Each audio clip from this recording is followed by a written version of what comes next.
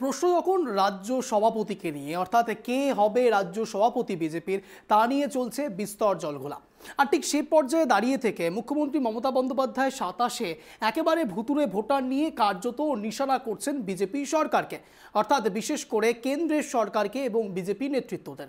অর্থাৎ বাংলায় ভুতুড়ে ভোটার এবং তার সঙ্গে সঙ্গে অন্যদিকে বিজেপির রাজ্য সভাপতি কে হবে, এবং 26-এর বিধানসভা নির্বাচনের আগে বিজেপির কৌশলটাই বা কি, তৃণমূলের কৌশলই বাকি। যদিও বা এই পর্যায়ে দাঁড়িয়ে থেকে তৃণমূলের ভুতুড়ে ভোটার প্রসঙ্গে বারংবার সরব হচ্ছেন বিজেপি, এবং কার্যত শুভেন্দু অধিকারী বিরোধী দলনেতা বারংবার প্রসঙ্গ টেনে আনছেন হিন্দু মুসলমান ভোট নিয়ে। অর্থাৎ ভোটের পার্সেন্টেজ সাম্প্রদায়িকতার মোড়কে রীতিমতো আবদ্ধিত হয়ে গিয়েছে। আর ঠিক সেখান থেকেই প্রশ্ন উঠছে যে আদৌ এত কিছু যা চলছে বিজেপির পক্ষ থেকে, অর্থাৎ বিজেপির এত রণকৌশল, কিন্তু এই রণকৌশলের নেতাটাকে, অর্থাৎ কার্যত লড়াই লড়তে গেলে অন্তত এটা তো নিশ্চয়ই কেউ বলবেন না যে ঢাল নেই, তরোয়াল নেই, নিধিরাম সর্দার। তা তো কখনো সম্ভব নয়। ঠিক যেমন মুখ্যমন্ত্রী মমতা বন্দ্যোপাধ্যায় তৃণমূলের হয়ে ব্যাটিংটা করছেন, অর্থাৎ মুখ্যমন্ত্রী মমতা বন্দ্যোপাধ্যায়ের মুখ দেখে মানুষ সেখানে ভোটটা দিতে পারবেন। অন্যদিকে মুখ্যমন্ত্রী মমতা বন্দ্যোপাধ্যায়ের একেবারে বিপরীতে যদি বিজেপি শিবির থেকে থাকে, অর্থাৎ বিরোধী শিবির থেকে থাকে, তাহলে সেক্ষেত্রে প্রধানমন্ত্রী নরেন্দ্র মোদীকে মুখ হিসাবে বারংবার কখনো লোকসভায়, কখনো বা বিভিন্ন রাজ্যভিত্তিক বিধানসভাতে মুখ করা হয়েছে, অর্থাৎ কার্যত মোদি ফ্যাক্টরের কথা যেটা বলা হয়। কিন্তু প্রতিবার এই মোদি ফ্যাক্টর, মোদি ম্যাজিক, এই বিষয়গুলো কি খাটে? ঠিক যেমন 2014 সালে লোকসভা নির্বাচনে আপনারা দেখেছিলেন কার্যত মোদি ফ্যাক্টর কি সেভাবে কাজ করেছিল? না হলে বাংলায় সেই লোকসভা ভোটে 18 থেকে 12তে এসে কি করে দাঁড়ালো? আর ঠিক সেখান থেকেই ভোটের রণকৌশল কি হবে, কে হবেন রাজ্য সভাপতি, এবং সেই লিস্টে কাদের কাদের নাম, সেই নাম আদেও গোষ্ঠীদ্বন্দ্ব তৈরি করবে না তো বিজেপির অন্দরে? আর 26-এর বিধানসভা নির্বাচনের আগে বিজেপির ভেতরে যদি সত্যি কোনো দ্বন্দ্ব তৈরি হয়, তাহলে সবার আগে যারা থ্রেটে পড়বে তারা হলো বিরোধী শিবির। এবং কার্যত আবারও যদি 26-এর বিধানসভা নির্বাচনের পরে সবুজ ঝড় ওঠে, তাহলে বিজেপি আবার বলবে না তো এই রে ভুল হয়ে গেল আবার। আজ ঠিক এই বিষয় নিয়ে আলোচনা পর্ব রাখবো এই মুহূর্তে আপনাদের সঙ্গে। আমি রয়েছি অঞ্জন, ট্রাইব টিভি বাংলায় সন্ধ্যে 7টার শো নিয়ে। আর ঠিক প্রথমেই যে বিষয়, যে আলোচনা, তা হলো বিজেপির রাজ্য সভাপতি কে হবেন, এবং তার সঙ্গে সঙ্গে বিরোধী শিবিরের রণকৌশলটাই বা কী, এবং রণকৌশলের নেতৃত্বই বা কে দেবেন। নাকি বারংবার তৃণমূল কংগ্রেস বিভিন্ন রোষানলে বিজেপিকে ফেলবে, কিন্তু বিজেপি সেইভাবে উত্তরই দিতে পারবেন না। কার্যত তৃণমূল কংগ্রেসের এগেনস্টে এখনও পর্যন্ত বিরোধী শিবিরের মধ্যে বিরোধী দলনেতা শুভেন্দু অধিকারী নানান প্রসঙ্গ টেনেছেন, বিশেষ করে এই হিন্দু মুসলিম এই বিভাজন, এবং তার সঙ্গে সঙ্গে মুসলমান ভোট, হিন্দু ভোট, এই সব কিছুকে সামনে আনার একটা চেষ্টা চলছে। এবং 2026-এর বিধানসভা নির্বাচনের আগে কিছু মানুষ হয়তো সেই ট্যাবলেট খেয়েও নিতে পারেন, আবার অনেকেই সেই ট্যাবলেট থেকে বিরতও থাকতে পারেন। ওই হয় না, আমার জ্বর হয়েছে, আমি ক্যালপল খাবো না প্যারাসিটামল খাবো তা আমরা জানি না, কিন্তু কার্যত কম্পোজিশনের দিকে যদি আমরা তাকাই, তাহলে ক্যালপল এবং প্যারাসিটামল দুটোই সেম। এবার ভেবে দেখুন তো, রাজনীতি যারাই করুক না কেন, সে বিজেপি করুক আর তৃণমূলই করুক, শেষ বেলাটায় সত্যিই কি রাজনীতির মোড়কটা পরিবর্তন হয়, নাকি একই থাকে? যদিও বা বিস্তর জলঘোলা থাকতে পারে, নানান রকম মতামত থাকতে পারে, কিন্তু প্রশ্ন উঠবে একটি জায়গাতেই, তা হলো সাধারণ মানুষ শেষ বেলায় কি চায়। এ বিষয় নিয়ে বিতর্ক শুরু হবে এখনই। আর ঠিক এই মুহূর্তে যারা যারা আমাদের সঙ্গে জুড়ে গিয়েছেন তাদের সঙ্গে আলোচনা পর্বে আসবো। এই মুহূর্তে আমাদের সঙ্গে রয়েছেন মাননীয় আলী হোসেন, বিজেপি মুখপাত্র। আমাদের সঙ্গে রয়েছেন মাননীয় রতন বালা, কংগ্রেস সমর্থক। এই মুহূর্তে আর কিছুক্ষণের মধ্যে আমাদের সঙ্গে তৃণমূল সমর্থকও জুড়বেন। আপনাদের দুজনকে স্বাগত ট্রাইব টিভি বাংলায় সন্ধ্যে 7টার এই শোতে। আমি প্রথমেই একটু আলীবাবুর কাছে যাব। আলীবাবু, দেখুন, আপনাদের রাজ্য সভাপতি কে হবে সেই নিয়ে রাজনৈতিক জল্পনা হওয়াটা অত্যন্ত স্বাভাবিক। তার কারণ তার হাতে অনেকটাই ব্যাটন থাকবে, এবং তাদের রণকৌশল কি হবে সেই বিষয়েও অনেক প্রশ্ন থাকতে পারে। যদিও বা সুকান্ত মজুমদার আগে ভাগেই বলে দিয়েছেন যে গেম যেই খেলুক, ক্যাপ্টেন পরিবর্তন হতে পারে, কিন্তু গেমটা একই থাকে। আলীবাবু, দেখুন, আপনারা সকলেই জানেন আমাদের সদ্য সাংগঠনিক পর্ব, মানে সংগঠন পর্ব চলছিল। প্রথমে বুথ সভাপতি গঠন, তারপরে হলো মন্ডল সভাপতি গঠন, পরবর্তীতে আমরা জেলা সভাপতি গঠন। এই 3টা স্তর আমরা অতিক্রম করে এখন রাজ্য সভাপতি গঠনের জন্য আমাদের সংগঠন পর্ব চলছে, আপনারা জানেন। আর সর্বভারতীয় নেতৃত্বরা তারা আমাদের জেলার রাজ্য সভাপতির বিষয়ে আলোচনা শুরু করেছেন। এটাই আমাদের দল, যে দলটায় একবারে সম্পূর্ণ গণতান্ত্রিক পদ্ধতিতে ইলেকশনের মাধ্যমে আমাদের আমাদের দলের নেতৃত্ব ঠিক হয়। সংগঠনের ইলেকশন, এটা অন্য কোনো দলে কতটা হয় আমরা বলতে পারবো না। আহ, এবং এটাও ঠিক যে একমাত্র দল ভারতীয় জনতা পার্টি সংগঠন পর্বের মাধ্যমে আমরা সেটা সম্পন্ন করি। আমাদের দলের সংগঠনের জন্য যিনি সভাপতি হবেন তাকে নমিনেশন ফাইল করতে হবে, অর্থাৎ তাকে দাঁড়াতে হবে। এবং আরো যদি অন্যরাও কেউ দাঁড়াতে চায় সেটাও তারা নমিনেশন দাখিল করতে পারবেন। পরবর্তীতে আমরা সংগঠনের মাধ্যমে, বোঝাপড়ার মাধ্যমে হোক বা নির্বাচনের মাধ্যমে হোক আমাদের দলীয় সভাপতি ঠিক হয়। সেই কারণে আপনারা দেখছেন কয়েকদিনের মধ্যে আমাদের রাজ্য সভাপতি ঠিক হবে। এটা আমরা করার পরেই আনুষ্ঠানিকভাবে আমাদের যে সংগঠনের যে কাজকর্ম এবং বাইরের যে রাজনৈতিক কর্মকলাপ সেটাও আমাদের শুরু হয়ে যাবে। সেই কারণে আপনাদের মনে হয় না যে একটু দেরি হয়ে গেল এই যাবতীয় না, পরিকল্পনা দেরির কোনো বিষয় এবং নেই। প্রস্তুতি একটু না দেরি না না, হয়ে গেল, তার কারণ 26 দেরির কোনো বিধানসভা বিষয় নেই। নির্বাচনের আগে ভাগে সংগঠনকে আরো বেশি শক্তিশালী করবার দরকার ছিল নাকি? না না, আমাদের দলে ওই রকম কিছু নয়। কারণ রাজ্য সভাপতি তো বর্তমানে আছে সুকান্ত মজুমদার, তাকে কেন্দ্র করে একটা কমিটিও আছে। স্বাভাবিক কারণে নতুন একজন সভাপতি হওয়ার পর তারপরে তার কর্মকর্তা ঠিক হবে, এটা আমাদের রেডি হয়েই আছে। আনুষ্ঠানিকভাবে ঘোষণা হওয়ার অপেক্ষায় আছে আর কি। সেই কে কারণে হচ্ছেন এটা তো শুধু একটু নট একটু অনলি একটু ওয়েস্ট একটু বেঙ্গল খোলসা নয়। করে বলতে পারবেন আলীবাবু? না না, কে হচ্ছেন এটা কেন বলতে পারবো? এটা তো সম্ভব নয়, এটা হুম, বলাও যাবে না। এটা একটু বলে দিন না স্বয়ং স্যার, আমাদের বলে দিন নাড্ডাজিও না। বলতে পারবে না, আরো দেরি আছে। আমরা ব্রেকিং নিউজ দেখাবো। না না, আরো দেরি হুম আছে। হুম না না না, এটা আরো দেরি আছে, আরো দেরি আছে। কারণ আমরা এটা এইভাবে বলতে পারি না। দ্বিতীয় যেটা বেশ বিষয় বেশ সেটা হচ্ছে যে আমাদের দলের সর্বভারতীয় নেতৃত্বরা তারা ঠিক করবেন পশ্চিমবঙ্গে আগামী দিনের কান্ডারি কে হবেন।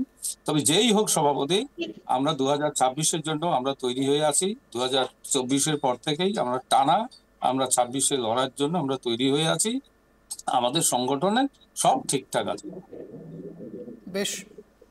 যদিও আজ আমাদের মূল বিষয় বিজেপিকে নিয়ে, তার কারণ বিরোধী শিবিরের শক্তি কতটা তার উপর নির্ভর করবে শাসক ঠিক কতটা পুরোদমে নির্বাচনে নামছেন এবং তার সঙ্গে সঙ্গে বিরোধী শিবির ঠিক কীভাবে ডিফেন্ডটাই বা করবেন।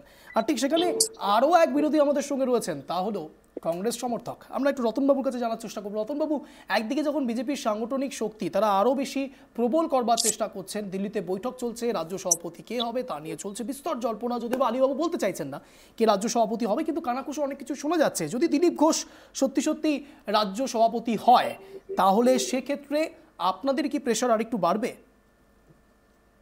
দেখুন অঞ্জনদা, বেশ, রতনবাবু একটু আমি ক্ষমা প্রার্থী, একটু ইন্টারাপ্ট করছি। এই মুহূর্তে আমাদের সঙ্গে জুড়ে গেছে নরেন্দ্র গৌরাঙ্গ চৌহান, তৃণমূল সমর্থক। গৌরাঙ্গবাবু, আপনাকেও স্বাগত ট্রাইব টিভি বাংলায়। ব্যাক টু রতনবাবু, বলুন।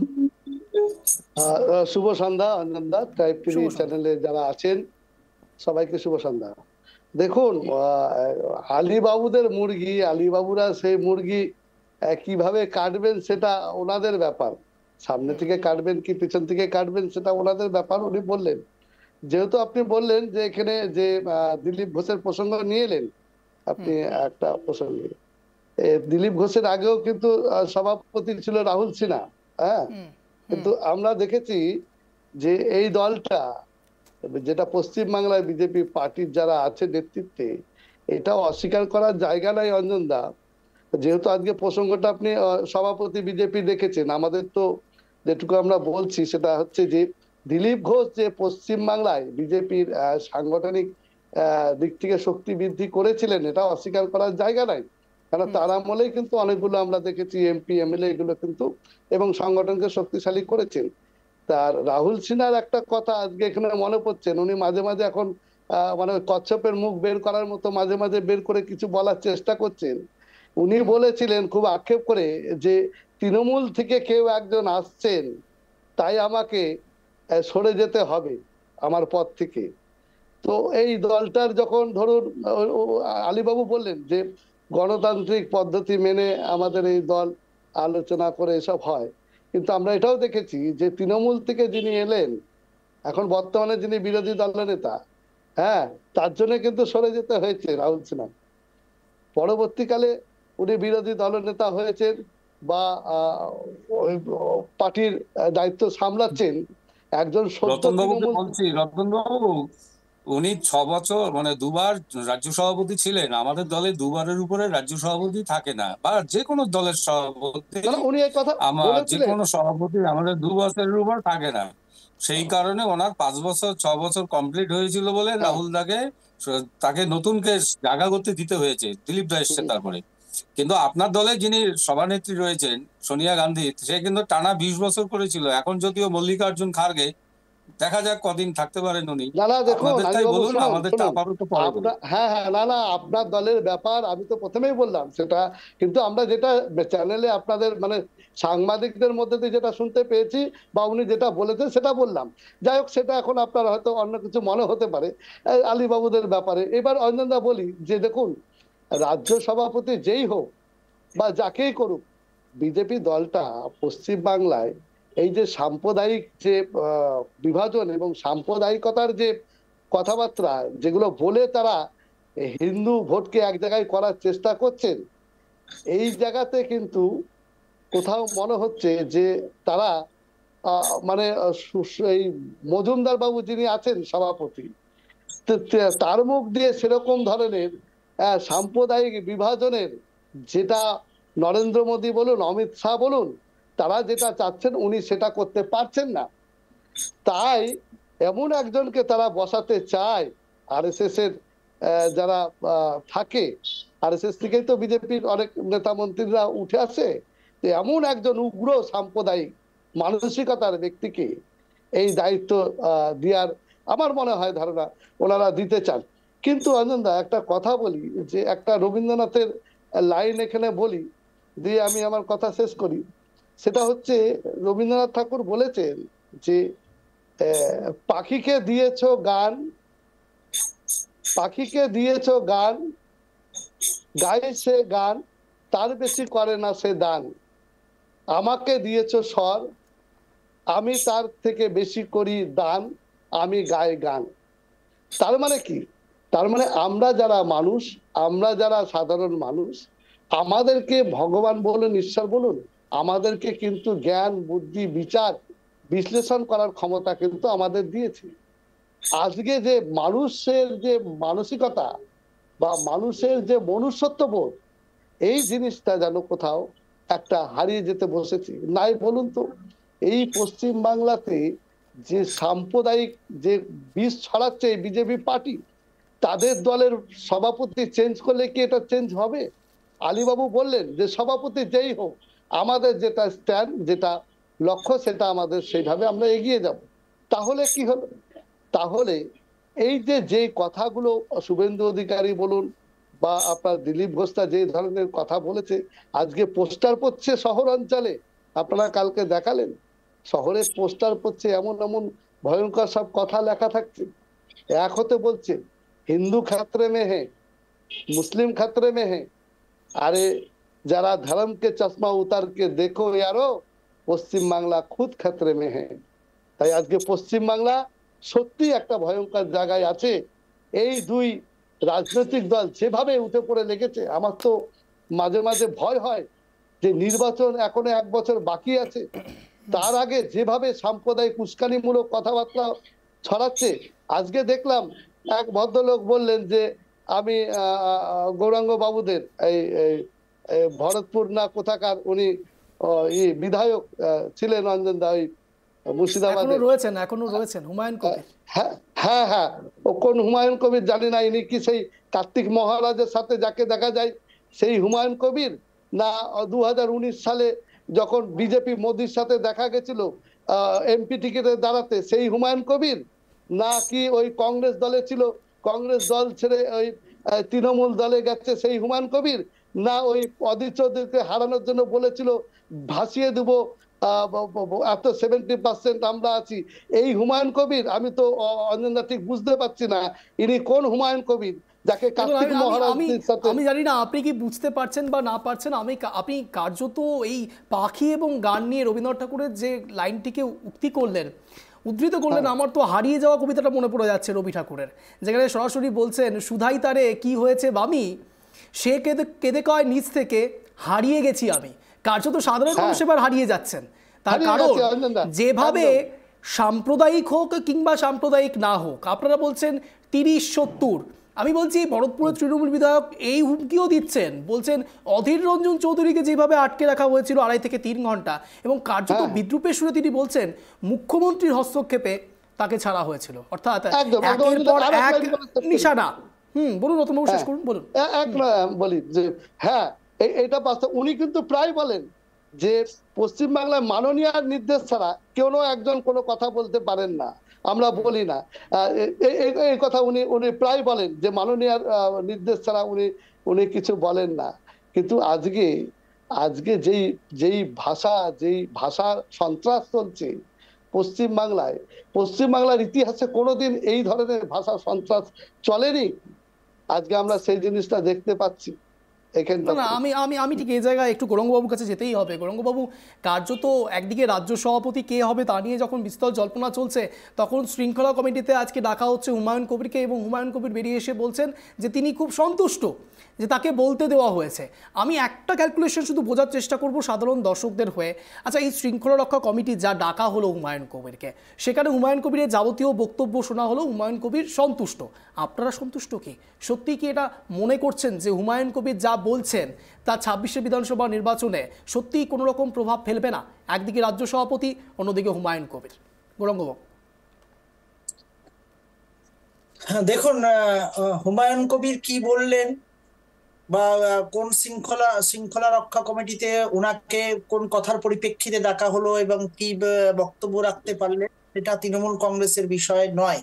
ওটা ওনার ব্যক্তিগত নিঃসন্দেহ বিষয় হতে পারে, বা দলীয় ক্ষেত্রে ওনার পদ বা ওনার জায়গা ওনার ক্ষেত্রে হতে পারে। সেটা নিয়ে আমাদের বিষয় নয়। আমাদের বিষয় যেটা, মমতা বন্দ্যোপাধ্যায় নেতৃত্বে পশ্চিমবঙ্গে 4th বারের মতো তো আবার ক্ষমতায় তৃণমূল কংগ্রেস আসবে, যেখানে বার্তা আমাদের থাকবে সাধারণ মানুষের ক্ষেত্রে, যেখানে বিদ্বেষের বিষ জাত বড় নয়, জাত বড় দলের থেকেও। এটাকে স্বীকার করেন, এটাকে মানেন, মান্যতা দেন? আমি একটু শেষ করি, তারপরে আপনার ওই প্রশ্নটার উত্তরটাও অবশ্যই। না, এটা শেষ করছি কেন আমি এই প্রশ্নটা করেছি আপনি এক্ষুনি বুঝতে পারবেন। আমি বলতে চাইছি এই জন্যে, আপনি এক্ষুনি বলেন তা এটা ব্যক্তিগত বিষয়, সে কি তৃণমূল কংগ্রেসের বাইরে হয়ে গেল নাকি? না, কোনো ব্যক্তি যদি মতামত দিয়ে থাকে সেটা নিঃসন্দেহে, যখন দল থেকে যদি কোনো মতামত সমর্থন না করা হয় তাহলে অবশ্যই ব্যক্তিগত বিষয়। কারণ তৃণমূল কংগ্রেস দলটা আমাদের যে দলটা, সেটা সব থেকে বেশি শৃঙ্খলার মধ্যে দিয়ে চলে। আজকে যেখানে কংগ্রেস বলুন, সিপিএম বলুন বা বিজেপিতে কোনো শৃঙ্খলা রক্ষা কমিটি নাই, একটা শোকজ লেটার তো ডাকা দেওয়া হয় না বা ডাকা হয় না। আমরা দেখলাম কদিন আগে হোলি গেল, দোল গেল, বিজেপির মন্ডল সভাপতিরা ওই নেত্রীদেরকে ব্লাউজের ভিতরে আবির মাখিয়ে দিচ্ছে, এর চিত্র আমাদের কাছে এসেছে। এগুলো মেনশন করতে হবে না, বলুন। বাবু কমপ্লেন করে এই জাতীয় আনপার্লামেন্টারি বক্তব্য কেন রাখছেন একজন শিক্ষক বান্ধব? আপনি আপনার প্রত্যাহার করুন এই শব্দটা, শব্দটা প্রত্যাহার করুন। আপনি আমরা সেন্সর করছি, আমি এই লাইনটিকে সেন্সর করছি। আপনি কথা বলতে পারবেন না, আপনি আপনার এই শব্দটা প্রত্যাহার করুন। এইভাবে হয় না, এইভাবে আপনি একটা দলকে এইভাবে আপনি প্রত্যাহার করুন। ভাইরাল হয়েছে, সোশ্যাল মিডিয়ায় ভাইরাল হচ্ছে, আপনি প্রত্যাহার করুন। কোথাও ভাইরাল হয়নি। আপনারা কি করছেন বলুন তো? কখনো কিছু ভিডিও দেখিয়ে দিচ্ছেন অন মিডিয়াতে, কখনো কিছু এমন আনপার্লামেন্টারি শব্দ ব্যবহার করছেন যেটা সত্যি নেওয়া যায় না। এটা বাস্তবমুখী আপনারা হন। এটা অন মিডিয়াতে আপনি এই কথাগুলো বলছেন গৌরাঙ্গবাবু। বাংলার সংস্কৃতিতে নারীদেরকে যে সম্মানটা দেওয়া, আপনি নারীদের সম্মানের কথা বলছেন, আজ যদিও বা আমাদের এটা সাবজেক্ট নয়, আপনি নারীর সম্মানের কথা বলছেন এবং নারীর বস্ত্রাদি নিয়ে কথা বলছেন। এটা কি খুব নিরাপত্তা এবং তাকে সম্মান দেওয়া হচ্ছে? গৌরাঙ্গবাবু, আপনি একটু ভেবে দেখুন। আমি আছি আলিবাবু। আপনি যে শৃঙ্খলার কথাটা বললেন, সেই শৃঙ্খলার একটা উদাহরণ দিলাম, তাকে কি শোকজ করা হয়েছে? আপনি নিজে একবার ভেবে দেখুন যে এই শব্দবন্ধগুলো কি ব্যবহার করা আপনার ঠিক হলো? তবুও বিজেপি থেকে আমি এখানে কোনো পার্ট দিতে বসিনি গৌরাঙ্গবাবু, আমি শুধু একটু জানতে চাইছি এটা কি আপনার বলাটা কি ঠিক হলো? ডেফিনেটলি সত্যকে সত্য রূপে উদ্ঘাটন করতে হয়। কথা বলতে হচ্ছে গৌরাঙ্গবাবু। এটারই নাম হচ্ছে তৃণমূল কংগ্রেস। এইটারই নাম হচ্ছে তৃণমূল কংগ্রেস। এই তো সংস্কৃতি আপনাদের। প্রশ্ন সোশ্যাল কি মিডিয়াতে হবে? কথা, যে সোশ্যাল মিডিয়া তো সব সময় দেখাচ্ছে মানুষ অন্ধ নয়, মানুষ অন্ধ নয়। মানুষকে যখন যখন আমরা সব বললে বললে তৃণমূল কংগ্রেস রাজ্যে ক্ষমতায় আছে, তৃণমূল কংগ্রেস সবকিছু ক্ষেত্রে অপরাধী, আর অন্যরা সব ধোয়া তুলসী পাতা, প্রতিদিন দেখানো হবে না? হ্যাঁ, আমরা তো দেখেছিলাম শাহজাহানের ওখানে প্রতিদিন 2000 টাকা করে নোট দিয়ে দিয়ে কি করে ভোটের আগে নোংরা কথা বাজে কথা বলতে বলতে আমরা সব প্রমাণিত হয়েছে। সুতরাং আমরা জানি, কিন্তু এই বিষয় বিতর্কের বিষয় নয়। আজকে যে বিষয়টাতে আমরা বলবো, মমতা বন্দ্যোপাধ্যায়ের নেতৃত্বে এতে শান্তি, ঐক্য, সম্প্রীতির বার্তা পশ্চিমবঙ্গ জুড়ে উড়ে রয়েছে। যে দল ক্ষমতা, আজকে বিজেপি হীনমন্যতায় ভুগছে। কাকে দিবে? সুকান্ত মজুমদারের সময় লোকসভায় ফেল, দিলীপ ঘোষের সময় বিধানসভায় ফেল, আর শুভেন্দু অধিকারী মাঝখান থেকে টপকে গিয়ে গিয়ে হচ্ছে চেষ্টা করছে যে দুজনের সাথেই যদি বৈঠক করে দিয়ে আমি রাজ্য সভাপতিটা হয়ে যেতে পারি। আর এই কারণ হচ্ছে দিলীপ ঘোষ টেস্টেড, সুকান্ত মজুমদার টেস্টেড, আর কেউ নেই। আর একটু মমতা বিরোধী কথা বললে পরে আমি ক্ষমতায় আসতে পারবো। জাস্ট ওদের অন্তর্দ্বন্দ্ব, ভিতরে ভিতরে হচ্ছে দলটা না না ফাঁকা। গৌরববাবু, এটা হচ্ছে আমাদের নিজস্ব ম্যাটার। আপনারা এর মধ্যে ঢুকছেন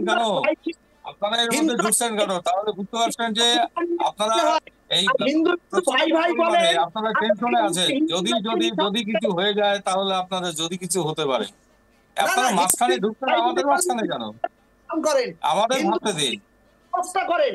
হিন্দুদের নিধনের ব্যবস্থা বিজেপি করছে। পশ্চিমবঙ্গ সহ গোটা দেশে হিন্দুদেরকে নিধনের ব্যবস্থা করছে। এদিকে হিন্দু ভাই বেশ, একদিকে এই যখন হিন্দু হিন্দু এত কিছু চলছে, হিন্দু মুসলমান সাম্প্রদায়িক বিষয় যখন চলছে, আমি একটু পিসিআরকে বলবো, ঠিক বিকেল 3টের সময় আজ আমরা এই হিন্দু হিন্দু ভাই ভাই নিয়ে নানান রকম পোস্টার দেখানো হচ্ছে, সেটা একটু অ্যারেঞ্জ করার জন্য। তার কারণ সেই মুহূর্তে থেকে এই মুহূর্তে এখন অনেকগুলো বিস্তর জল্পনা শুরু হয়ে গিয়েছে এই বিষয় নিয়ে। তার কারণ একদিকে যখন শুভেন্দু অধিকারী কিংবা বিজেপিদের পক্ষ থেকে বারংবার বলা হচ্ছে যে হিন্দু হিন্দু ভাই ভাই, তখন কার্যত কোন পার্টি থেকে এই পোস্টার দেওয়া হচ্ছে আমরা জানি না, এবং কার্যত সেখানে পোস্টার পড়ছে যে হিন্দু হিন্দু ভাই ভাই হলে গ্যাসের দামে কেন আলাদা হচ্ছে, গ্যাসের দাম এক একজনের এক এক রকম কেন, এরকম নানান পোস্টার পড়ছে। আমি একটু বলবো পিসিআরকে সেটা দেখানোর জন্য। কার্যত সেই পোস্টারকে ঘিরে ইতিমধ্যে রাজনৈতিক জল্পনা শুরু হয়ে গিয়েছে। কে বা কারা দিয়েছে আমরা এখনো জানি না, কিন্তু পোস্টারটা একবার দেখাবো, দেখুন।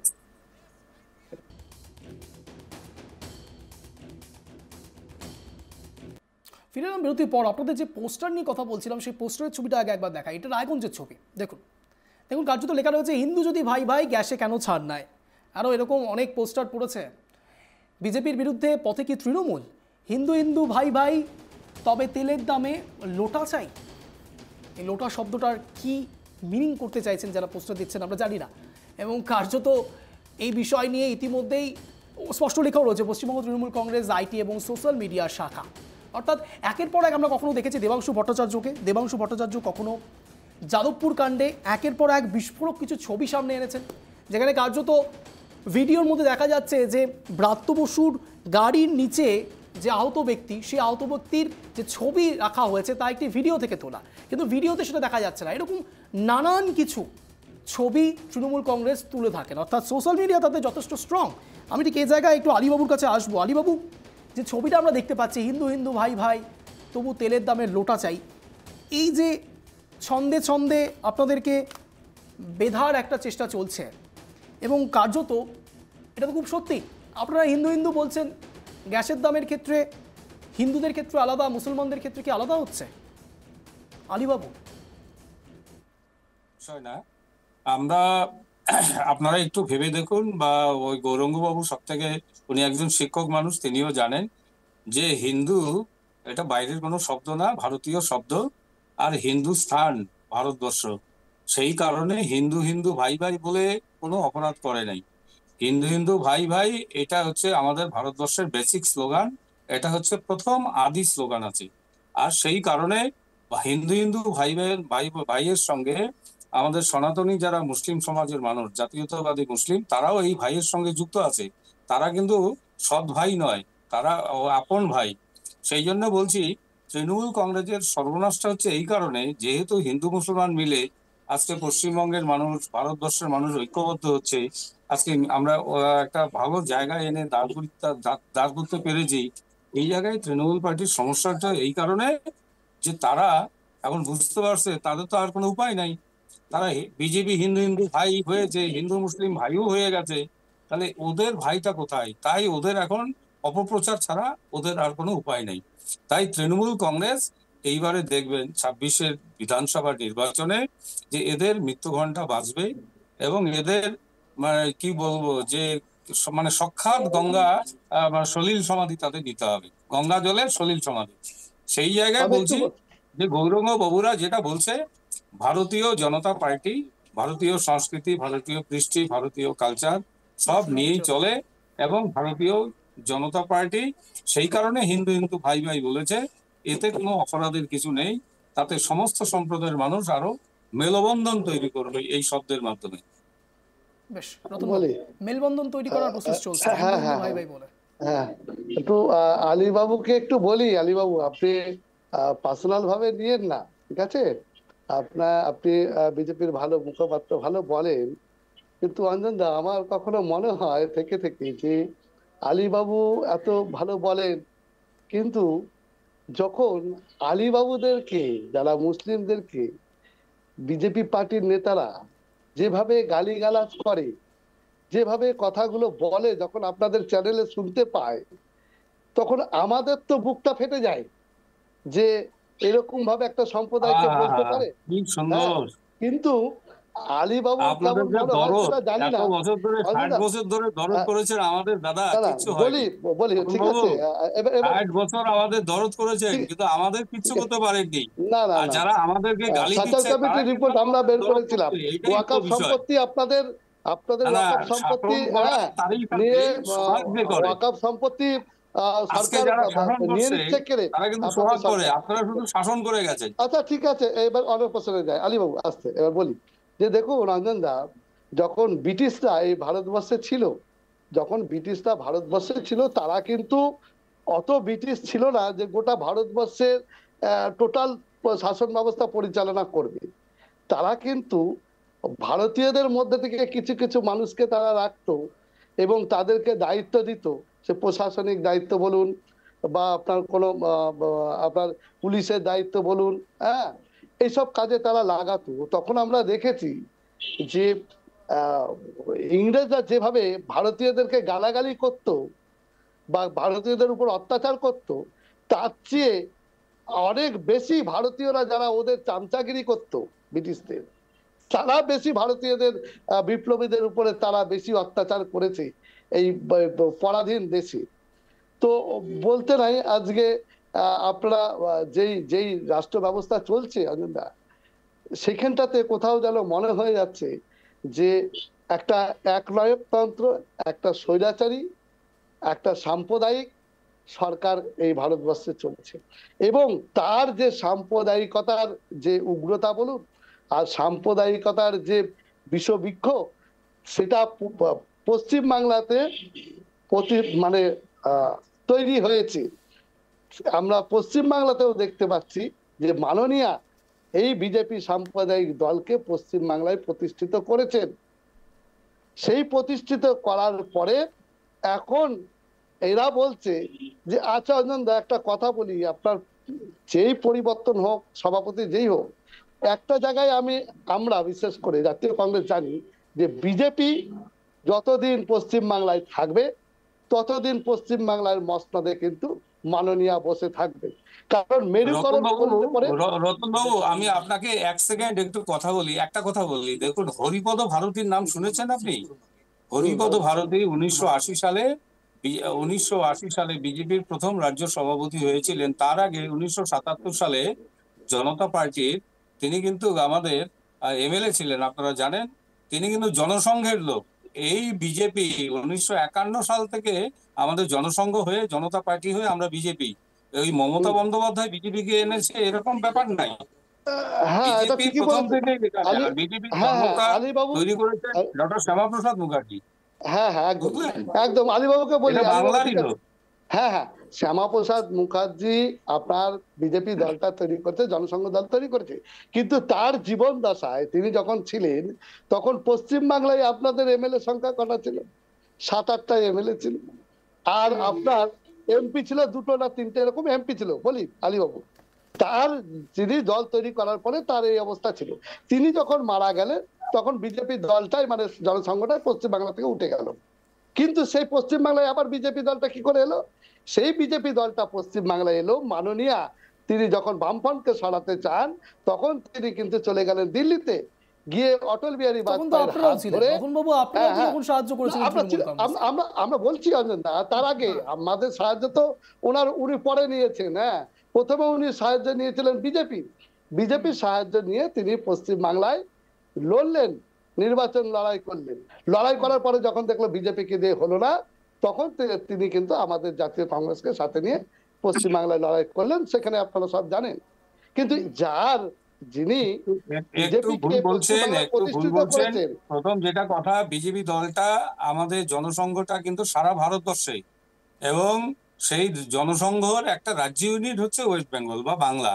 সেই কারণে এরকম আরো 10টা বাংলার মতন 10টা প্রদেশে বিজেপি পার্টি এখনো ক্ষমতায় আসেনি। স্বাভাবিক কারণে সারা ভারতবর্ষে আমরা ক্ষমতায় আছি, সেই কারণে বিজেপি দল তো একটাই। আপনি কেন পশ্চিমবঙ্গ আলাদা করার চেষ্টা করছেন? আমি আলাদা করছি না আলীবাবু, আপনার কথাটাই আমি মেনে নিয়ে বলছি যে আমরা যেরকম ধরুন সর্বভারতীয় দল, আপনারা সর্বভারতীয় দল। আমরা পশ্চিমবাংলায় ক্ষমতা নাই শূন্য, কিন্তু আমরা আছি। আপনারাও ছিলেন, আপনারা পশ্চিমবাংলায় একেবারে ছিলেন না সেটা বলছি না, আপনারা ছিলেন, কিন্তু টিম টিম টিম টিম করে জ্বলছিলেন।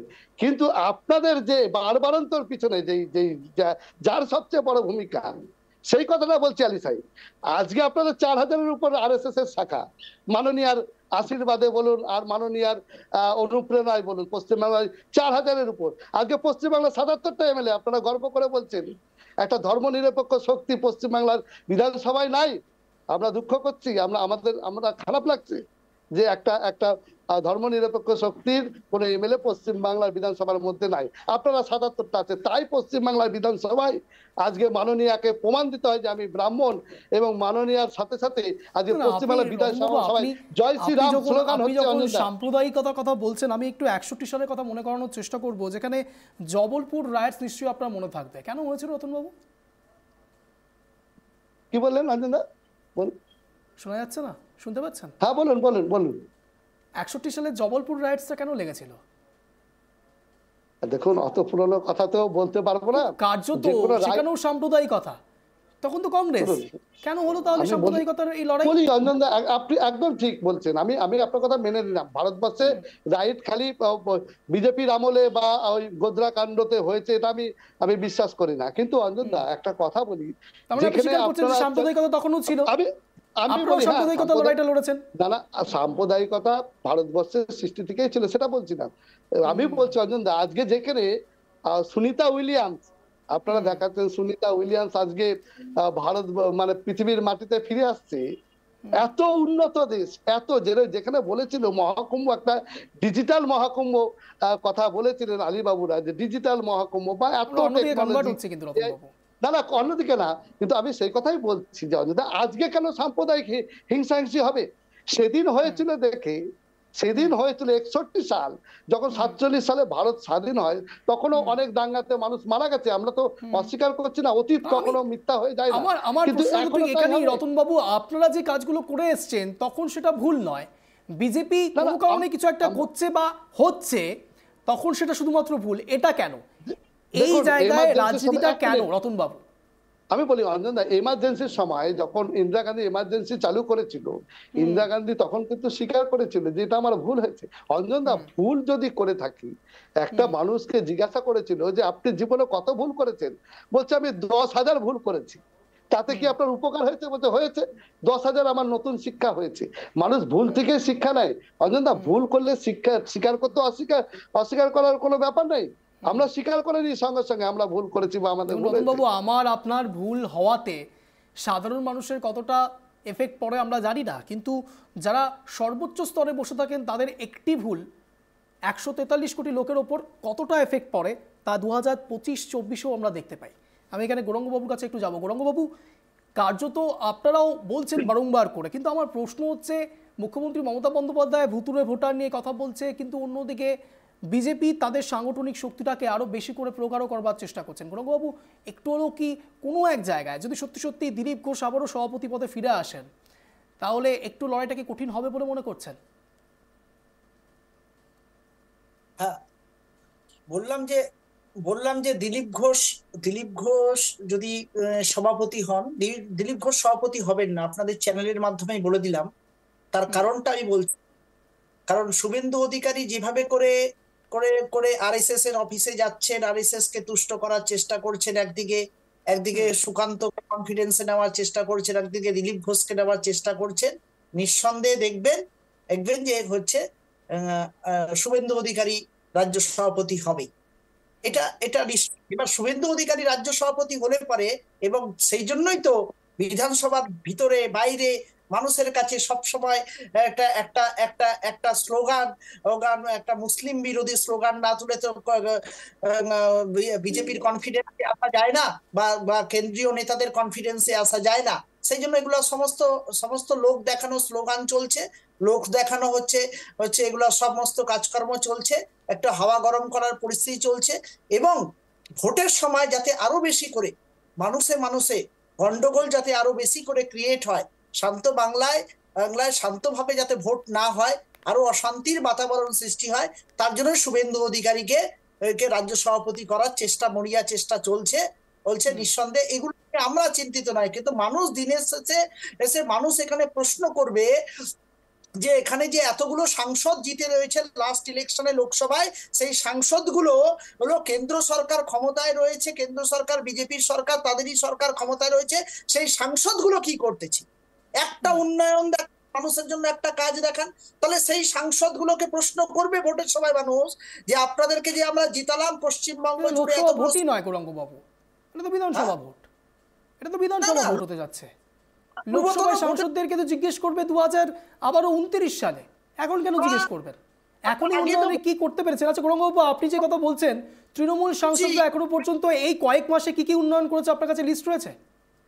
বিধানসভার আগে লোকসভার ভোট হলো, লোকসভার ভোটে হবে যে সিটগুলোতে জিতেছে, সেই সিটগুলো থেকে সাংসদদেরকে জিজ্ঞেস করা হবে যে আপনার সরকারটা 2 বছর ধরে চললো, আপনি সাংসদ তহবিল থেকে, সাংসদের ফান্ড থেকে আপনি আপনাদের কয়জন নেতা মন্ত্রী সংসদে এলাকার সম্বন্ধে বলেছে? তখনই তো মুখে কালিটা নিয়ে বাড়িতে বসে থাকবে। বাংলাকে পিছিয়ে দেওয়ার জন্য কংগ্রেস এক সময় ইউপিএ 1 ইউপিএ 2 বাংলাকে পিছিয়ে দেওয়ার চেষ্টা করেছিল, মানুষের নিত্য প্রয়োজনীয় জিনিসের আপনি যার দিকে আঙুলটা তুলছেন সেই দলে একসময় মুখ্যমন্ত্রী মমতা বন্দ্যোপাধ্যায় ছিলেন। আপনি ইউপিএ 1 ইউপিএ 2 এর কথা বলছেন? হ্যাঁ, আপনি ইউপিএ 1 ইউপিএ 2 এর কথা বলছেন, মুখ্যমন্ত্রী মমতা বন্দ্যোপাধ্যায় সেই সময় ছিল। আপনি কংগ্রেসের দিকে আঙুল তুলছেন, মানে মুখ্যমন্ত্রী মমতা বন্দ্যোপাধ্যায়ের দিকে আঙুল তুলছেন। থাকলে মমতা বন্দ্যোপাধ্যায় কিন্তু প্রতিবাদটা দেখিয়েছে যখন 400 টাকা গ্যাসের দাম 600 700 800 টাকা হচ্ছিল, পেট্রোল ডিজেল আকাশ খনি তেল যখন বিক্রি করে দিচ্ছিল। সেই সময় অনুপ্রবেশ নিয়েও মুখ্যমন্ত্রী মমতা বন্দ্যোপাধ্যায় অনেক প্রোটেস্ট করেছিলেন, কিন্তু এখন অনুপ্রবেশকারী এত ভারত এই বাংলায় কেন ঢুকে যাচ্ছে? অনুপ্রবেশের যদি কথা বিজেপি আনে তাহলে আমরা বলবো বিএসএফ এর কাছে কোশ্চেন করতে। অনুপ্রবেশ ঢোকাচ্ছে বিজেপি এই রাজ্যে দাঙ্গা লাগানোর জন্য, অশান্তির সৃষ্টি করবার জন্য, এবং তৃণমূল কংগ্রেস যেহেতু ক্ষমতায় রয়েছে তার উপরে দোষ চাপানোর জন্য ইচ্ছা করে করার চেষ্টা করছে ভোটের আগে। এর বিরুদ্ধে আমরা রুখে দাঁড়াবো, অবশ্যই রুখে দাঁড়াবো। ভোটার তৈরি করে দিয়ে মানুষের আজকে ইলেকশন কমিশন কেন তাহলে বাধ্য হলো মমতা বন্দ্যোপাধ্যায় যে ব্লেম দিয়েছিলেন সেই ব্লেমটাকে মেনে নিতে কেন বাধ্য হলো ইলেকশন কমিশন? বললো হ্যাঁ আমরা ভুয়ো ভোটার তৈরি করেছি, ভুয়ো এপিক কার্ড তৈরি করেছি, এখন একই নাম্বারে একই এপিক কার্ড প্রত্যেকের আলাদা আলাদা হবে, ইন্ডিভিজুয়াল হবে। কেন ইলেকশন কমিশন? কোন গোটা দেশ জুড়ে ক্ষমা চাওয়া উচিত ইলেকশন কমিশনকে, নরেন্দ্র মোদীকে ক্ষমা চাওয়া উচিত গোটা দেশের মানুষের কাছে, হরিয়ানার মানুষের কাছে, দিল্লির মানুষের কাছে, মহারাষ্ট্রের মানুষের কাছে ইলেকশন কমিশনকে ক্ষমা চাওয়া উচিত। যারা 6 মাসের মধ্যে 75,000 80,000 ভোট বাড়িয়ে দিয়েছিল, তাদেরকে ক্ষমা চাওয়া উচিত ছিল, ক্ষমা চায় নাই। বাংলায় যখন ধরা পড়ে যাবে, বাংলায় সমস্ত ষড়যন্ত্রকারীদের ষড়যন্ত্র ধরে ফেলা হবে, বা মমতা বন্দ্যোপাধ্যায় অবশ্যই ধরবে, এবং তৃণমূল কংগ্রেস রয়েছে। আলিবাবু, গৌরাঙ্গবাবুর যে যুক্তি, সেই যুক্তি অনুসারে হেমন্ত সোরেন বলুন, হেমন্ত সোরেনের ক্ষেত্রে বিপরীতই হয়েছিল। আমি বলছি অরবিন্দ কেজরিওয়াল কিংবা বিশেষ করে অশোক গেহলট, এই সবের থেকে মমতা বন্দ্যোপাধ্যায় কি একটু বেশি বড় যোদ্ধা হিসেবে আপনারা দেখছেন? কারণ এই যে শত্রুতা তৈরি হয়েছে আপনাদের রাজনৈতিক, সে জায়গায় মমতা বন্দ্যোপাধ্যায় একটু পাকা প্লেয়ার, সে জায়গায় আপনাদের রাজ্য সভাপতি নির্বাচনের ক্ষেত্রে যদি একটু এদিক ওদিক হয় তাহলে আবারও সেই লোকসভার ব্লান্ডারটা হয়ে যাবে না তো আলিবাবু? না না, এদিক ওদিকের কোনো বিষয় নেই, রাজ্য সভাপতি সময় মতনই হবে। আর আর যোগ্য ব্যক্তি আমাদের রাজ্য সভাপতি হবে। মাননীয় সুকান্ত মজুমদার সাফল্যের আপনি সহিত আপনি দল বিশ্বাস চালিয়েছেন, করেন চালাচ্ছেন। আপনাদের যোগ্য বিরোধী দলনেতা রয়েছে? না না, যোগ্য বিরোধী দল না তো দেখতেই পাচ্ছেন যে ভারতবর্ষের মধ্যে না, আমরা তো পশ্চিমবঙ্গ লোকসভা এমন দেখলাম, একটা রাজ্য। আমরা তো লোকসভা না দেখলাম, না, শুনুন লোকসভার না, ভোটের সমীকরণটা তো সেটা বলছেন শুনুন, আলিবাবু। অঞ্জন বাবু বলি, শুনুন। আমাদের পশ্চিমবঙ্গের যিনি বিরোধী দল নেতা, পশ্চিমবঙ্গের একমাত্র বিরোধী দল নেতা, যত বছর অর্থাৎ স্বাধীনতার পর থেকে বিধানসভায় যত বিরোধী দলের নেতা এসছে, সব থেকে চালু এবং সব থেকে তথ্যপূর্ণ বক্তব্য রাখেন এবং সরকারকে কি বলবো যে ইতিবাচক সমালোচনা করে আমার দলকে নেতৃত্ব দিচ্ছেন একমাত্র বিরোধী দল নেতা। ভারতে এরকম পশ্চিমবঙ্গের মতন বিরোধী দল নেতা আর কোনোদিনও আসেনি, সেটা প্রমাণ হয়েছে। গৌরববাবু কিছু বলতে চাইছেন? গৌরববাবু কিছু বলতে চাইছেন? একটু কাউন্টার অ্যাটাকটা শুনতে হবে। গৌরববাবু কি বলছেন? শুভেন্দু অধিকারীকে করে দিলেই তো ভালো হয়, করে দিন।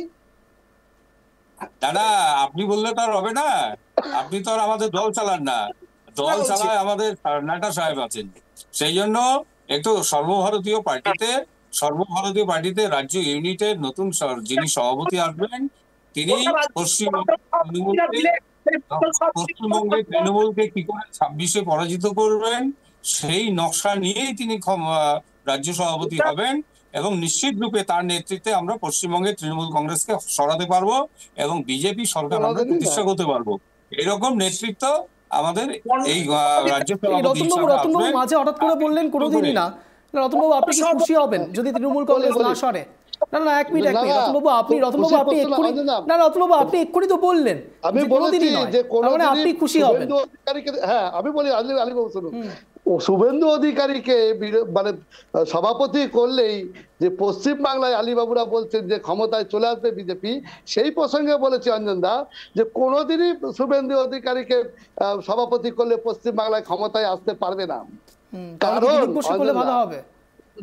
শুনুন কাউকে শোনেন, বিজেপি তো স্বপ্ন দেখছে, হ্যাঁ, যে পশ্চিম বাংলায় মসনাদে ক্ষমতায় আসবে, তা কোনোদিনই সম্ভব না অঞ্জন দা। কারণটা বলি আপনাকে, না শোনেন বলি, আমি বলি যে কারণ হচ্ছে যে দেখুন, এই বিজেপি আর তৃণমূল আর বিজেপি এটা হচ্ছে একই মুদ্রার দুটো দিক। কারণ দিল্লিতে মোদি সাহেবের কাছে আম পাঠানো বলুন, মোদি সাহেবের জন্য কোনো পোশাক আশাক বলুন, মানে সৌজন্য সাক্ষাৎ বলুন, দিদি কিন্তু একা একা গিয়ে এক একটা ঘরে গিয়ে বসে কিন্তু ওনার সাথে সৌজন্য সাক্ষাৎ করেন।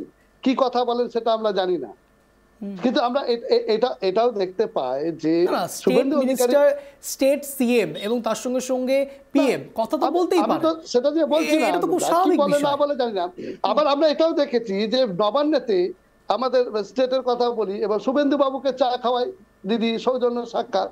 তাহলে এদের মধ্যে এতটাই আন্ডারস্ট্যান্ডিং আছে অঞ্জন দা, যেহেতু শুভেন্দু অধিকারী দীর্ঘদিন তৃণমূলে ছিলেন, মমতা ব্যানার্জির বয়স হচ্ছেন, ওনাকেও পরবর্তী তৃণমূল দলের অন্য কাউকে দায়িত্ব দিতে হবে, সেখানে খোকাবাবুর নাম আসছে, উনি বিজেপিতে চলে যেতে পারেন, উনি আবার নিজের মতো করে সংগঠন তৈরি করতে পারেন।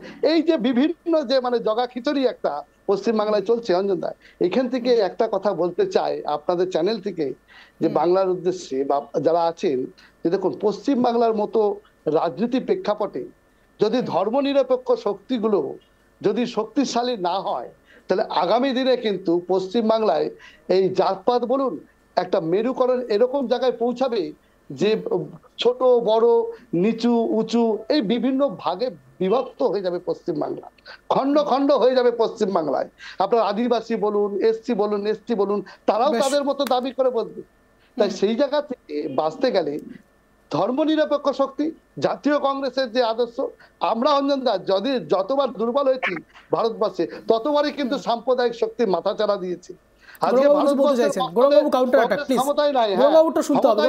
অমনি সাম্প্রদায়িক শক্তি কিন্তু বাড়াবাড়ি শুরু করেছে। অতি সংক্ষেপে একটু নেব, বলুন। বাংলাতে কংগ্রেস ক্ষয়িষ্ণু হয়েছে অধীর চৌধুরীর জন্য, সাংগঠনিক এবং যে দলীয় যে সিস্টেম সেটাকে ম্যানেজ করতে পারে নাই। সিপিএম এর সাথে হাত মিলিয়েছে, গতকাল কেন রক্ত মাখা ভাত সোশ্যাল মিডিয়ায় কংগ্রেসকে রক্ত মাখা ভাত খাইয়েছিল যে সিপিএম। শোনো শোনো, এক কথায় উত্তর দিয়ে দিই। গৌরব রতনবাবু আপনার কাছে যাবো। রতনবাবু শুধু একটু প্রশ্ন সংযোজন করবো। রতনবাবু আমি শুধু একটু প্রশ্ন সংযোজন করবো। গৌরাঙ্গবাবু আসছে। আপনাদের বেশ বেশ বেশ বেশ গৌরাঙ্গবাবু ম্যাটের করার সুযোগ পাবেন, ম্যাটের করার সুযোগ পাবেন। আমি রতনবাবুর কাছে একটু যেতেই হচ্ছে। রতনবাবু আপনার 1 মিনিট সময় শুরু হবে এখন শুধুমাত্র একটি প্রশ্ন সংযোজন করে। একদিকে যখন গৌরাঙ্গবাবুরা অ্যালিগেশন আনছেন, সরাসরি অভিযোগ করছেন বিজেপি বিশেষ করে কংগ্রেস এবং সিপিআইএম এর মধ্যে ভেতরে যে আঁতাতটা রয়েছে, আর ঠিক সেখান থেকে আমার মনে পড়ে যায় 52 সালের কথা, যেখানে জ্যোতি বসু বিধানচন্দ্র রায়, আপনি বলছেন সৌজন্য সাক্ষাৎকারের কথা, বিশেষ করে এই সিএম এবং পিএম এর মধ্যে এবং বিরোধী দলনেতা এবং মুখ্যমন্ত্রীর মধ্যে। তাদের সৌজন্য সাক্ষাৎটা সৌজন্য সাক্ষাৎ নয়, সেটা রাজনৈতিক প্রেক্ষাপট, অর্থাৎ বিজেপি এবং তৃণমূল দুটো আলাদা আলাদা কয়েন। তার মানে আপনারা এতদিন ধরে, যতদিন ধরে আপনারা এই রাজ্যে বসবাস করেছেন, যতদিন ধরে রাজ্যে আপনাদের রাজনৈতিক পরিকাঠামো তৈরি হয়ে গেছে, সবটাই এতটাই কংগ্রেস আর সিপিআইএম এর গট অফ কেস। আপনারা 1 মিনিট সময় শুরু হচ্ছে এখন, আনইন্টারাপ্টেড, বলুন। দেখুন অঞ্জন দা, বলি যে আপনি যেই কথাটা বললেন যে সৌজন্য সাক্ষাৎ একটা আলাদা জিনিস, আর নীতি আদর্শ নিয়ে লড়াই করার জিনিস কিন্তু আলাদা। আজকে পশ্চিম বাংলার মতো একটা রাজ্যে যেখানে সর্বধর্মের মানুষের যেভাবে সহ অবস্থান, আমরা একে অপরের মিলেমিশে থাকি, সেরকম একটা রাজ্যে আজকে বলুন তো একটা বিধানসভার মতো একটা জায়গায় সেখানে জয় শ্রীরাম স্লোগান উঠছে। বিধানসভার মতো একটা জায়গায় সেখানটাতে কে ব্রাহ্মণ কে মুসলিম এসব কথাবার্তা বলা হচ্ছে। তার কারণটা কি? তার কারণটা হচ্ছে যে ভারতবর্ষে যেদিন থেকে আপনি দেখবেন যে ধর্মনিরপেক্ষ শক্তি দুর্বল হয়েছে, জাতীয় কংগ্রেস দুর্বল হয়েছে, সেদিন থেকে কিন্তু ভারতবর্ষে কিন্তু সাম্প্রদায়িক শক্তি কিন্তু মাথাচাড়া দিয়েছে। ভারতবর্ষে যে উগ্র সাম্প্রদায়িকতার মানসিকতা কিন্তু পশ্চিম বাংলায় দেখা দিচ্ছে। যেদিন থেকে পশ্চিম বাংলায় বিধানসভায় ধর্মনিরপেক্ষ শক্তি শূন্য হয়েছে, সেদিন থেকে কিন্তু বিধানসভায় কিন্তু উগ্র সাম্প্রদায়িক কিন্তু স্লোগান আমরা শুনতে পাচ্ছি। তাই আমরা পশ্চিম বাংলার মানুষের কাছে অনুরোধ করব যে আপনারা ধর্মনিরপেক্ষ শক্তিকে শক্তিশালী করুন, আর এই সাম্প্রদায়িক শক্তিকে পশ্চিম বাংলা থেকে উৎখাত করুন এবং আমি এখানে সরাসরি আলিবাবুর কাছে যাবো, কিন্তু শুধুমাত্র আমার একটি কথা মনে পড়ে যায়। আপনারা বলেন, বিশেষ করে রতনবাবুরা নীতি আদর্শ নিয়ে লড়াইয়ের কথা বলছেন, আমি তো এটাতেই অবাক হয়ে যাই। একসময় সিপিআইএম কংগ্রেসের বিরুদ্ধে এত লড়াই করলেন, তাদের কি নীতি আদর্শ ছিল? এবং এই পর্যায়ে দাঁড়িয়ে থেকে কংগ্রেস সিপিআইএম এর সঙ্গে হাত মেলাচ্ছে, এখানেই বা ঠিক কোন নীতি আদর্শ কাজ করছে? আমি এখানে আলিবাবুর কাছে যাবো। আলিবাবু আপনার 1 মিনিট সময় শুরু হচ্ছে এখন, আনইন্টারাপ্টেড, বলুন। ভারতীয় জনতা পার্টিতে নতুন রাজ্য সভাপতি পশ্চিমবঙ্গের জন্য ইতিমধ্যেই সংগঠন পর্বের মাধ্যমে সেই প্রক্রিয়া শুরু হয়েছে, আসবে। আমি এই প্রসঙ্গে তৃণমূলকে বলতে চাই, বিজেপির আসবে নতুন সভাপতি, আর তৃণমূলের শুরু হচ্ছে অধোগতি। তৃণমূলের তার হৃৎপিণ্ড অলরেডি কাঁপা শুরু হয়েছে 2026-এর বিধানসভা নির্বাচনে। যদি ভারতীয় জনতা পার্টির রাজ্য সভাপতি নির্বাচিত হয়, আর তারপর থেকে বিজেপি রাস্তায় নামবে এবং একই সঙ্গে তৃণমূলের সারা পশ্চিম বাংলায় বাতি নিভানোর জন্য সমস্ত ব্যবস্থা করবে। আর 2026 বিধানসভা নির্বাচনে ভারতীয় জনতা পার্টি পশ্চিমবঙ্গে ক্ষমতায় আসবে এবং তৃণমূলের যে সমস্ত হারমাত বাহিনীরা এতদিন ধরে 15 বছর ধরে সাধারণ মানুষের উপর অত্যাচার করছিল, সেই অত্যাচারের অবসান হবে এবং সারা ভারতবর্ষে এবং তার সঙ্গে সারা পশ্চিমবঙ্গ যুক্ত হবে এবং কি বলবো যে ডাবল ইঞ্জিন সরকার প্রতিষ্ঠা হবে, সার্বিক কল্যাণ সার্বিক উন্নয়ন হবে, হিন্দু মুসলমান সবাই মিলে আমরা একসঙ্গে শান্তিতে এবং সহাবস্থানে থাকতে পারবো। এটাই নতুন সভাপতি এই বার্তা নিয়ে আগামী দিনে আসবে। বেশ, আমি খুব অবাক হই যেখানে রাজনৈতিক ব্যক্তিত্বরা কখনো বলেন যে ভারত এবং পশ্চিমবঙ্গ সব জায়গায় ডাবল ইঞ্জিন সরকার হবে। আচ্ছা, একটি সুস্থ গণতন্ত্র কোথায় হয়? বিরোধীও স্ট্রং হতে হবে, শাসককেও স্ট্রং হতে হবে। কিন্তু কোনো শাসক যদি চায় সমস্ত দেশে শুধুমাত্র আমরাই থাকবো, তখন তো সেই ওয়ান নেশন ওয়ান ইলেকশনের জায়গায় একটি পার্টি, একটি রাজনীতি, একটি সব কিছু। আমি এখানে সরাসরি গৌরাঙ্গবাবুর কাছে যাবো। গৌরাঙ্গবাবু আপনার 1 মিনিট সময় শুরু হচ্ছে এখন, আনইন্টারাপ্টেড, বলুন। দেখুন, ভারতীয় জনতা পার্টি রাজ্য সভাপতি যিনি হবেন, ডেফিনেটলি তিনি আরএসএস থেকে মনোনীত এবং কমিউনাল হবেন, এবং যিনি পশ্চিমবঙ্গ ধর্মের নামে, হিন্দু ধর্মের নামে বিষ ছড়িয়ে দিয়ে জাতিতে জাতিতে দাঙ্গা লাগিয়ে মানুষের মধ্যে হিন্দু নিধনের আরো বেশি কাজ করবেন, যাতে হিন্দুরা আরো বেশি করে মারা যায় তার প্রক্রিয়া তিনি শুরু করবেন ভোটের আগে। আমাদের মনে হয় যে এই এই এই বিজেপি দলটা থেকে যে রাজ্য সভাপতি হবে তার গুরুত্ব নেই, কারণ তারা তারা শান্তি, ঐক্য, সম্প্রীতির কথা এবং বাংলার মানুষের জীবনযাত্রার মানের উন্নয়নের কথা এবং জিনিসপত্রের দামের এবং বেকারত্ব দূরীকরণের সমস্যার কথা তারা করতে পারবে না। সুতরাং আমাদের মনে হয় যে যারা বিজেপি দলটা আগাগোড়া প্রথম দিন থেকে সততার সাথে করেছিল তারা আজকে পশ্চিমবঙ্গে হারিয়ে গেছে। সেই সমস্ত ব্যক্তিদেরকে খুঁজে বের করে তাদেরকে দিলে পরে হয়তো দলটা ভালো বলবে, মানুষের কাজ করতে পারবে। যদি দিলীপ ঘোষ বা শুভেন্দু অধিকারী বা সুকান্ত মজুমদার বা অন্য কেউ হয় বাংলায় অশান্তির বীজ বপন করা, আর কিছু না। বেশ, আমি সত্যি খুব অবাক হই যখন বেকারত্ব নিয়ে কোনো পার্টি বলেন এবং সেই দলের এবং সেই রাজ্যের বেকারত্বের হার দিনের পর দিন বাড়তে থাকে এবং কার্যত রাস্তায় দাঁড়িয়ে থাকে উন্নয়নের মতো বেকারত্ব। অদ্ভুত। এবং ঠিক সে জায়গায় যখন কার্যত তৃণমূল কংগ্রেস হোক বা বিজেপি হোক বা কংগ্রেস হোক, প্রত্যেককে ধন্যবাদ জানাচ্ছি ট্রাইব টিভি বাংলা সন্ধ্যে 7টার এই শোতে যোগদান করার জন্য। মূলত যে কথা বলে আজকের এই স্পেশাল শো শেষ করব, দেখুন হিটলার একটি কথা বলতেন যে একটি মিথ্যেকে এতবার করে বলুন যেন সেটাই সত্যি বলে মনে হয়। এখন কে সত্যি বলছে কে মিথ্যে বলছে আমরা জানি না, কিন্তু একটি বিষয় জানি, তা হলো রাজায় রাজায় যুদ্ধ হয়, উলুখাগড়ার প্রাণ যায়, সে হিন্দু মুসলমান হোক কিংবা বেকারত্ব। প্যারামিটার যাই হোক না কেন, শেষ বেলায় আপনাদেরকে বিচার করতে হবে যে আপনারা হিন্দু মুসলমানে যাবেন নাকি নিজেদের রুটি রোজগারের কথা বলবেন। কথা বলেই আজকের এই স্পেশাল শো শেষ করবো। এরকমই টান শো দেখার জন্য প্রতিদিন ঠিক সন্ধ্যে 7টায় নজর রাখুন ট্রাইব টিভি বাংলার পর্দায়। নমস্কার।